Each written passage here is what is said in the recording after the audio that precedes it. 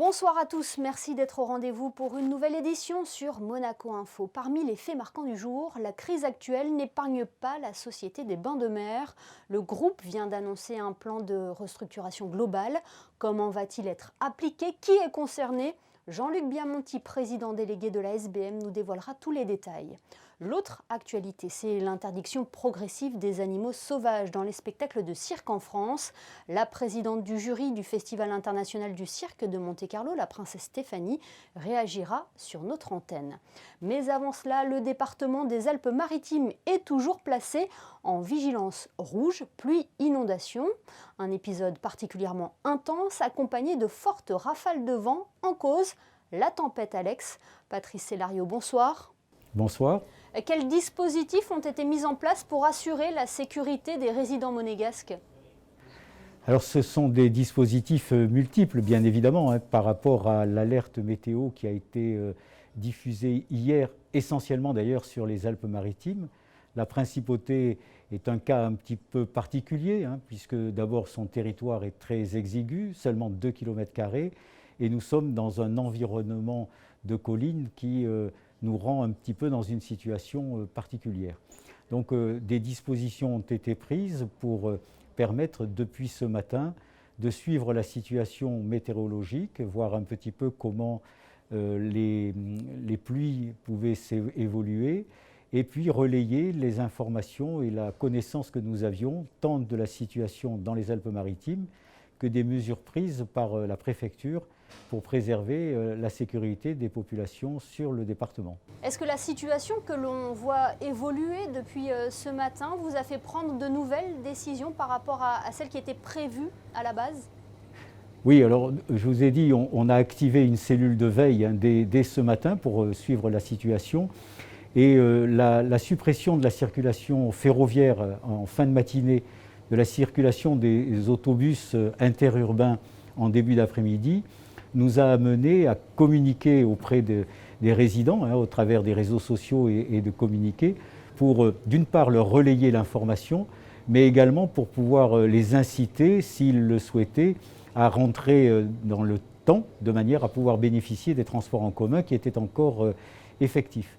De la même manière, dans les établissements scolaires, vous savez que nous ne les avons pas fermés en Principauté. Tout à fait, contrairement aux Alpes-Maritimes. Tout à fait, parce que notre population scolaire est essentiellement une population, plus des 2/3 résidente de la Principauté, donc les problèmes de déplacement ne sont bien évidemment pas les mêmes pour cette population scolaire qu'on peut l'avoir sur les Alpes-Maritimes.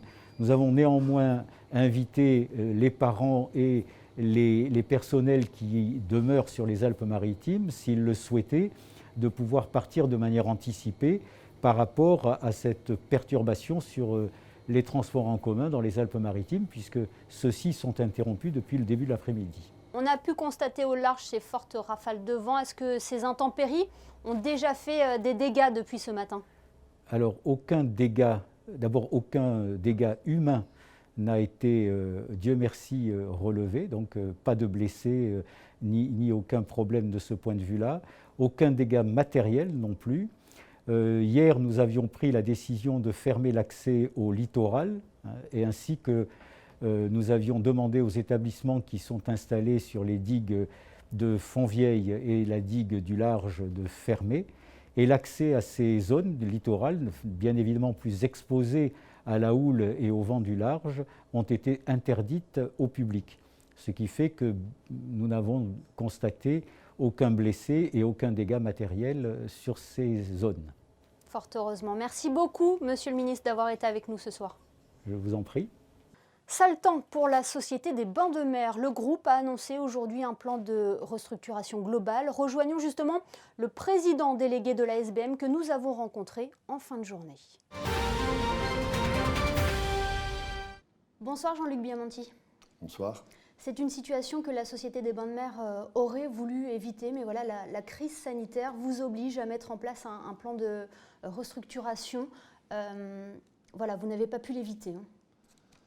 Non, parce que malheureusement, on avait fait. La société a des problèmes structurels du point de vue économique. On a des avantages sociaux très importants et les coûts que nous supportons pour le bien de beaucoup de gens et de tous nos employés sont assez importants. On avait réussi progressivement dans les dernières années à améliorer la situation, puisque il y a 2 ans, on avait réussi à atteindre l'équilibre.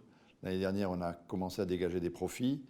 Et l'année en cours, si elle n'avait pas été affectée par le Covid, on pensait confirmer ce redressement. Malheureusement, le Covid est arrivé en mars.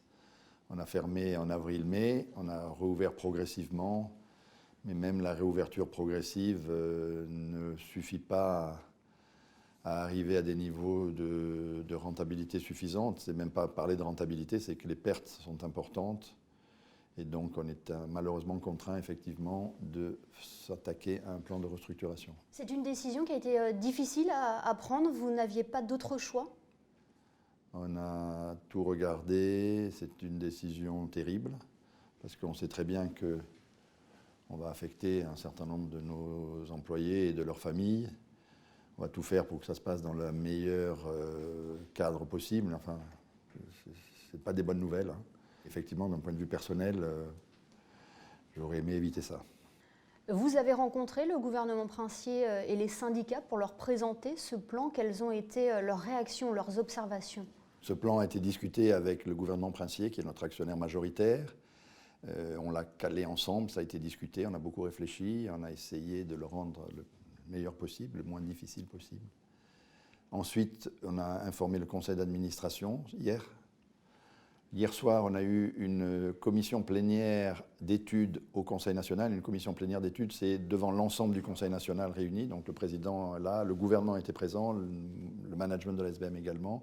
Nous avons présenté ce plan aux élus et les syndicats ont été informés aujourd'hui. D'accord. Donc comment va s'articuler ce plan précisément? On parle de licenciement, de départ volontaire? Comment ça va se passer? Il y a trois axes dans ce plan.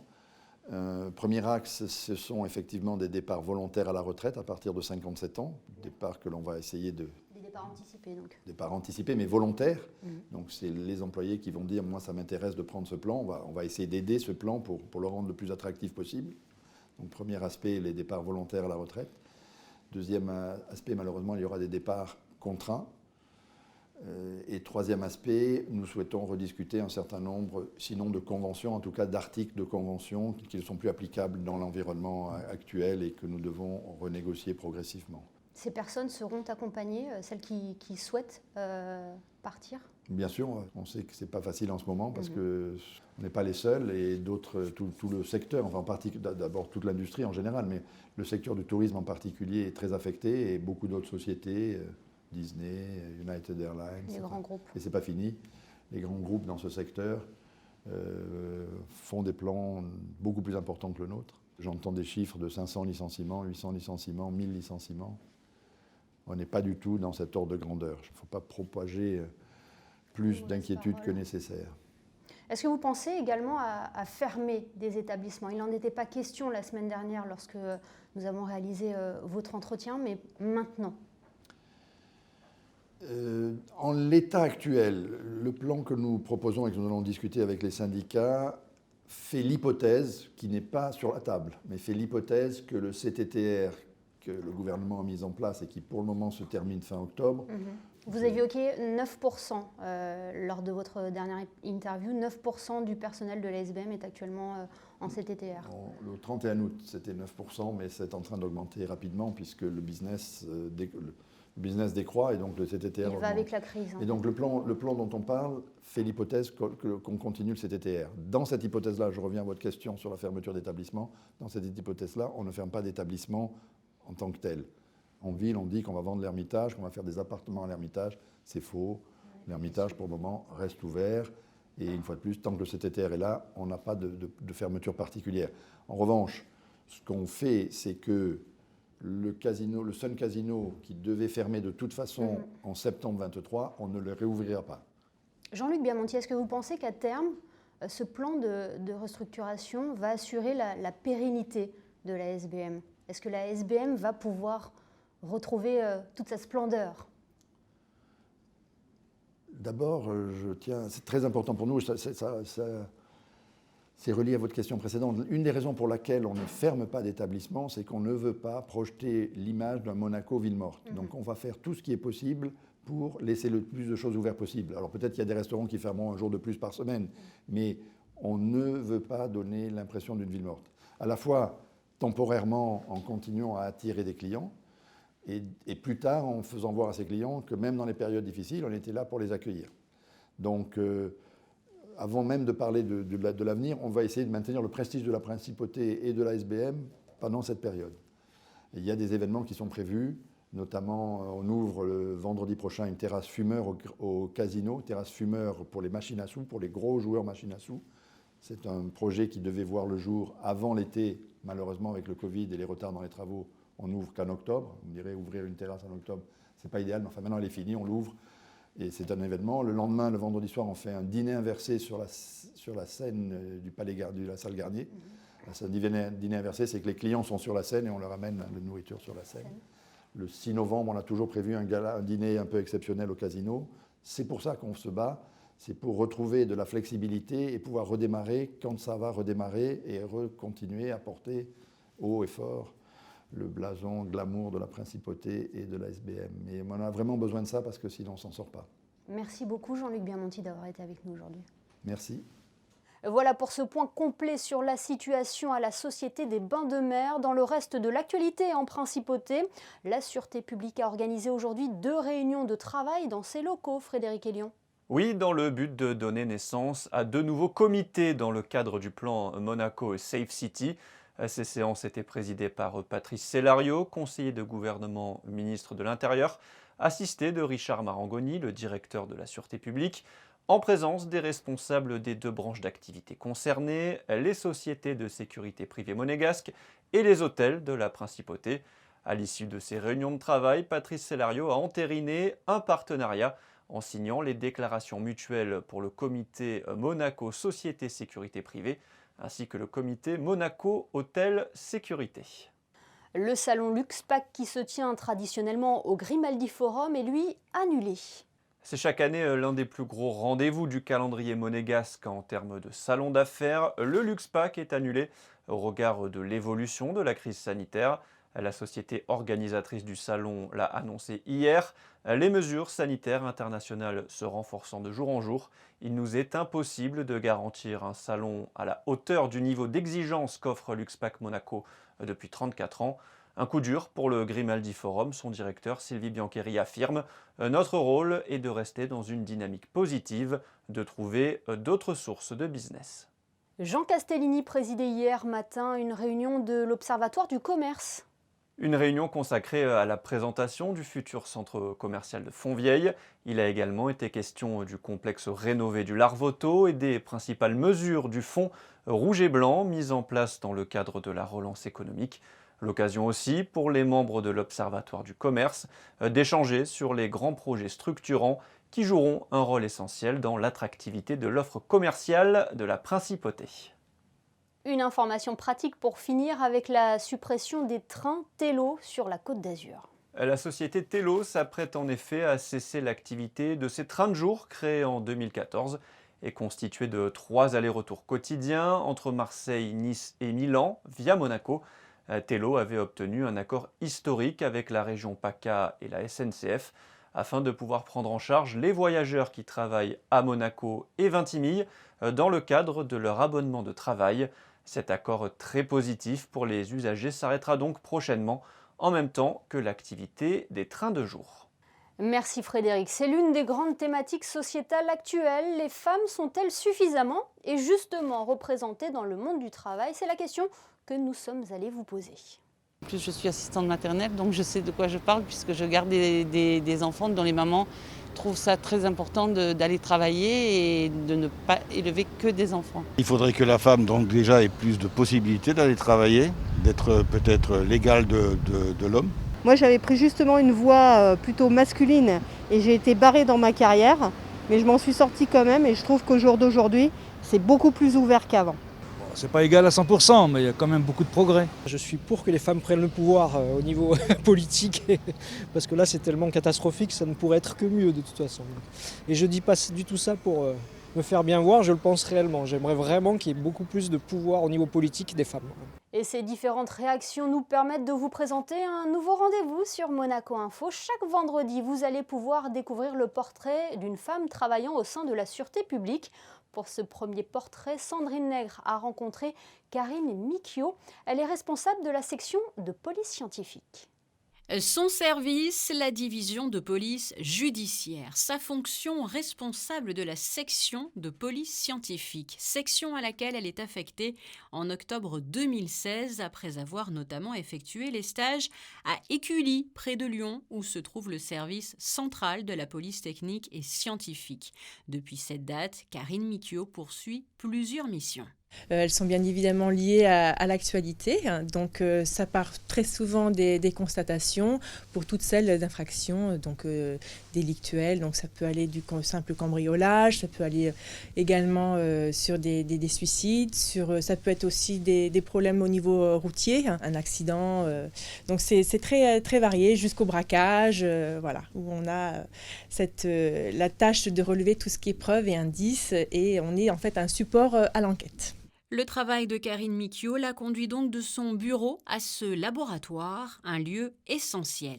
Une fois qu'on a prélevé donc, les collectes sur la scène d'infraction, donc on est amené à traiter toutes les preuves. En fait, tout dépend en fait des supports sur lesquels on est amené à travailler. Donc ça peut partir sur des supports poreux, auquel cas on a la hotte aspirante, où on traite avec l'anhydrine, donc tout ce qui est support poreux, de façon à révéler les traces. Et ça apparaît avec une substance un petit peu violette. Après, tout ce qui est support, on va dire non poreux, on a la cuve à cyano, qui est le principe en fait de la colle, où on fait monter le taux d'hygrométrie dans la cuve et on fait apparaître par dépôt de la colle sur les traces et on révèle les traces papillaires qu'on exploite après ensuite avec la loupe et on retravaille en fait les formes. Juste à côté, la signalisation des personnes peut être effectuée, les empreintes peuvent être relevées, l'ADN donc aussi. Les clichés photos sont réalisés ici. Le quotidien de cette femme de 45 ans est ainsi bien rempli. Capitaine de police côté vie professionnelle et mère de famille côté vie privée. On arrive avec la pluie familiale, je ne vous cache pas, puisque en plus mon conjoint, moi également, à la police. Donc c'est vrai que c'est une réflexion un petit peu, on va dire, familiale. Donc on a l'appui, de la chance d'avoir l'appui de la famille pour gérer. Après, c'est sûr qu'on a aussi entre collègues, on s'aide, ce qui est logique, parce que je ne suis pas la seule maman dans l'unité. Et il faut dire que Karine Miquio était aussi, dès son plus jeune âge, attirée tout particulièrement par la police scientifique. Challenge donc relevé. La ministre française de la Transition écologique a annoncé cette semaine la fin progressive des animaux sauvages dans les cirques itinérants. Barbara Pompili estime notamment que leur captivité se fait au détriment de leur bien-être. Avant de retrouver la princesse Stéphanie qui défend cette tradition circassienne ancestrale, nous sommes allés vous demander ce que vous pensiez de cette prise de position française et si vous étiez donc favorable ou non à la présence d'animaux dans le cirque. Voici vos réponses au micro de Vanessa Dessy. Non, je ne suis pas d'accord avec ça. Même mes enfants, maintenant ils sont grands, mais je n'ai jamais porté dans un cirque au zoo parce que je suis vraiment, vraiment contre ça. Moi, je suis végétarien. Bon, ils sont contre leur gré, enfermés. Non, c'est quelque chose qui n'est pas bien, quoi. Pour moi, les animaux, c'est en liberté, ça n'a rien à faire. Même si je sais qu'aujourd'hui, ils sont bien traités ou tout ça, mais non, c'est pas possible. Pour moi, voilà. Non, je suis contre à 100%. Il y en a qui aimeraient rentrer chez eux en liberté. Vous l'avez entendu, l'opinion publique est sensible à cette cause. La princesse Stéphanie, présidente du Festival international du cirque, défend depuis toujours la présence des animaux dans le cirque. Elle est notre invitée aujourd'hui, elle est interviewée par Patricia Navarro. Altesse, bonsoir. Bonsoir. Vous comprenez la position française par la voix de Barbara Pompili ? Pas trop. Déjà, j'ai un souci de comprendre pourquoi c'est le ministre de la Transition écologique qui s'occupe des affaires du cirque. Étant donné que, par exemple, quelqu'un qui travaille avec des animaux au cirque peut bénéficier des congés spectacles, donc c'est un spectacle vivant. Donc on devrait dépendre du ministère de la Culture. Je ne comprends pas en quoi les animaux au cirque sont une chose importante pour la transition écologique en France. Je ne pense pas que les animaux au cirque soient des gros pollueurs et je suis fermement convaincue qu'elle n'est pas allée dans un cirque avec des gens qui travaillent avec les animaux pour comprendre leur quotidien et avec tout l'amour qu'ils ont pour leurs animaux. Donc quand on prend une décision comme ça, je pense que c'est important de voir les deux côtés de la chose avec objectivité et ne pas toujours écouter une version des faits qui est donnée par les animalistes qui, eux, par contre, ne sont jamais allés au cirque et n'ont aucune idée de quoi ils parlent. Ce qui choque aujourd'hui, ce sont les cages, c'est les animaux dans les cages. Et aussi, alors, il y a des oiseaux dans des cages, sur des balcons aussi.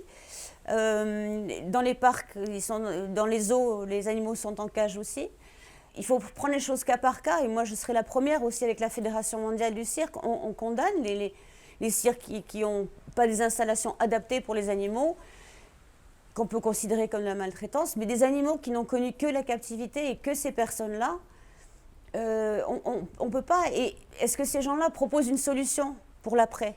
Voilà, c'est ça. Parce que le souci, c'est que fait-on de ces animaux dès lors qu'ils n'ont plus le droit, ou en tout cas la possibilité de se produire sous un cirque ?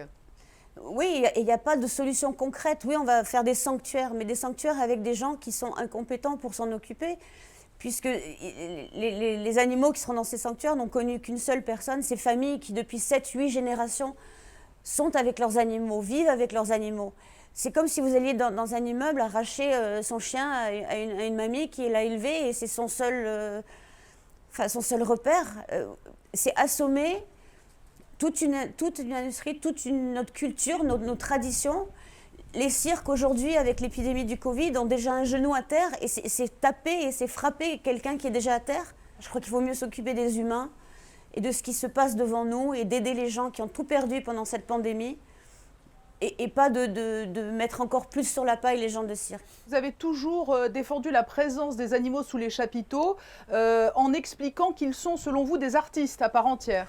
Ils sont des artistes à part entière et ils sont élevés avec de l'amour, de la compréhension et de l'attention. Je veux dire, les gens qui sont avec leurs animaux, ils ne prennent pas de vacances et c'est du 24 heures sur 24. Le cirque a évolué et c'est ça qu'il faut comprendre. C'est plus le cirque d'il y a 50 ans où peut-être qu'il y a eu des abus, des techniques de dressage, d'éducation qui n'étaient pas les bonnes. Mais le cirque d'aujourd'hui a pris conscience qu'il fallait qu'il change. Je suis la première dans n'importe quelle condition et mon aventure avec Baby Népal en est la preuve d'aller au secours et de condamner les maltraitances sur les animaux. Vous avez le sentiment qu'il y a deux poids, deux mesures. Aujourd'hui, le cirque est stigmatisé, alors que d'autres grandes compétitions ou événements mettant en scène des animaux, avec parfois même une issue fatale pour l'animal, perdurent.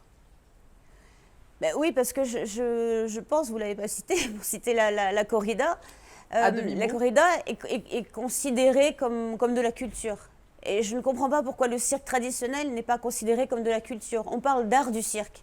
Le cirque a plus de 250 ans. Alors vous avez notamment comparé cette prise de position anti-animaux dans le cirque avec la tendance végane. Vous pensez aujourd'hui qu'il s'agit peut-être aussi d'un effet de mode ? Je suis fermement convaincue que c'est un effet de mode. Et c'est ça qui m'alarme, parce que toutes les modes passent, mais le mal sera fait pour les cirques. Il y a des cirques qui ne se remettront pas de ça. Le cirque sans animaux a fait en 2017-2018 1 million d'entrées, le cirque avec animaux 14 millions. Donc il y a quand même une majorité de personnes qui veulent voir du cirque traditionnel avec animaux. Mais c'est comme toujours, on n'écoute qu'une partie des personnes. Ces gens-là se disent non violents, ils ne veulent pas de violence contre les animaux, mais ils sont violents avec des êtres humains. Quand on voit qu'ils saccagent des boucheries, qu'ils tabassent des bouchers, je veux dire, on vit dans des démocraties, chacun a le droit de penser ce qu'il veut, d'aller voir les spectacles qu'il a envie et de mettre ce qu'il veut dans son assiette. Mais c'est dommage, parce que dans le monde d'aujourd'hui, on a besoin de s'émerveiller, on a besoin de s'évader, on a besoin du cirque. On a besoin de nos traditions, de nos racines. Nos parents, nos grands-parents nous ont amenés au cirque. Et il faut qu'on puisse continuer, nous, à emmener nos petits-enfants et d'autres générations encore au cirque, et le cirque traditionnel. En conclusion, Altesse, le cirque sans animaux, en tout cas, ce n'est pas envisageable de votre point de vue. Non, ce n'est plus du cirque. Ensuite, je ne sais pas où s'arrête la notion d'animaux sauvages. C'est ça qui m'inquiète. Est-ce qu'on considère des chiens comme des animaux sauvages, des chevaux? Il y a de la maltraitance animale dans beaucoup d'autres domaines. On se focalise sur le cirque, mais c'est faux. Il y a de la maltraitance quotidienne dans des appartements avec des chiens. Il y a de la maltraitance animale quand on force les animaux à faire des choses qu'ils n'ont pas forcément envie, comme les chevaux de course, même dans des centres hippiques, des chevaux qui ne sortent jamais. Enfin, le débat est long, la liste est longue. Donc si on veut s'occuper du bien-être animal, ben, il faut tout faire. Moi, je n'ai toujours pas entendu de solution concrète pour qu'est-ce qu'on va faire de ces animaux. On va les euthanasier. Parce qu'il y a certains animalistes qui disent qu'ils sont mieux morts qu'au cirque. Je ne pense pas qu'on aime les animaux si on dit ça. Le message est passé. Altesse, merci pour ce témoignage. Merci à vous. Merci beaucoup. On passe au sport et au basket. Après une entrée en matière réussie en Eurocup, la Roca Team retrouve le championnat ce week-end, Frédéric. Avec la réception de Roanne samedi à la salle Gaston Médecin, attention, horaire inhabituel, Émilie, pour ce match, avec un coup d'envoi à 19h25.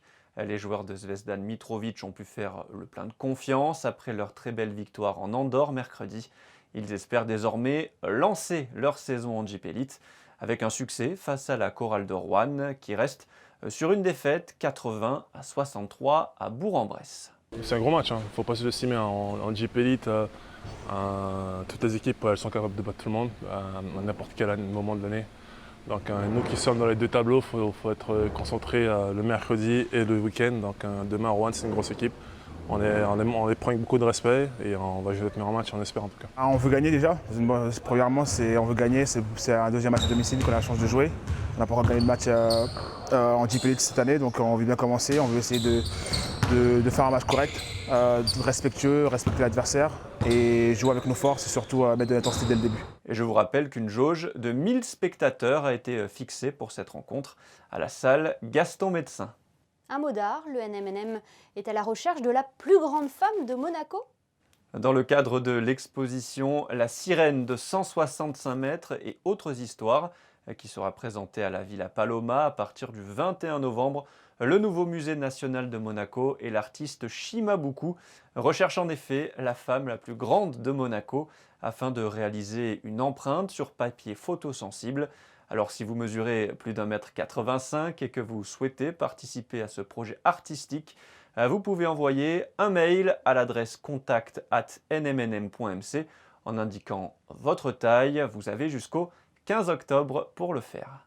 Et nous parlions des conditions météo en début de journal avec le ministre de l'Intérieur, Patrice Célario. Est-ce qu'une amélioration est prévue pour la journée de samedi, Frédéric ? Oui, clairement, Émilie, une vraie accalmie est attendue pour samedi. Le ciel devrait se dégager progressivement dès le début de la matinée pour une après-midi ensoleillée avec quelques nuages. Il fera 12 degrés le matin et 18 l'après-midi. Le soleil se lèvera à 7h29 pour se coucher à 19h08. Samedi 3 octobre, nous fêterons les Gérards. Merci Frédéric et merci à vous de nous être fidèles chaque soir sur Monaco Info. Même si le retour du beau temps est annoncé pour demain, restez prudents et vigilants ce soir dans vos déplacements en raison des intempéries qui frappent le département des Alpes-Maritimes. On se quitte justement avec les photos de Stéphane Dana. À demain, samedi, pour un nouveau JT sur Monaco Info.